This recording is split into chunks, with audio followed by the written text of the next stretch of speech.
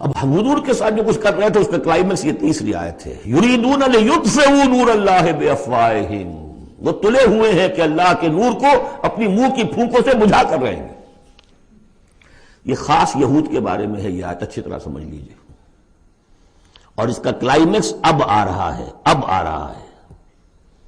The final showdown is going to come now and not very far off, very soon۔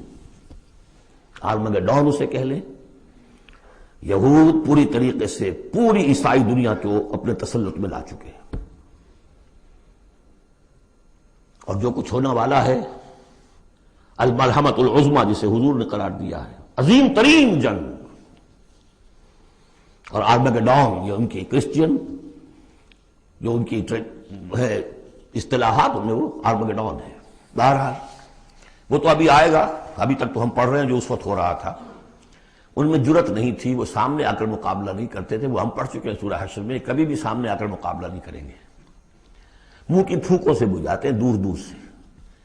یہ استعارہ ہے کہ سامنے آ کے مقابلہ نہیں کرتے، سازشیں کرتے ہیں، منہ سے تو آدمی بات ہی کرتا ہے نا، سازشیں کر کے اس کو ابھارو، اس کو لے آؤ، اس سے حملہ کروا دو، قریش کو لے آؤ، فلاں کو لے آؤ، ان میں دم نہیں ہے۔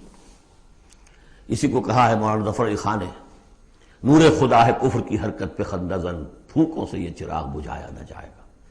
یریدون لیطفئوا نور اللہ بافواہہم واللہ متم نورہ ولو کرہ الکافرون، اللہ اپنے نور کا اتمام فرما کر رہے گا خواہ یہ کافروں کو کتنا ہی ناگوار ہو۔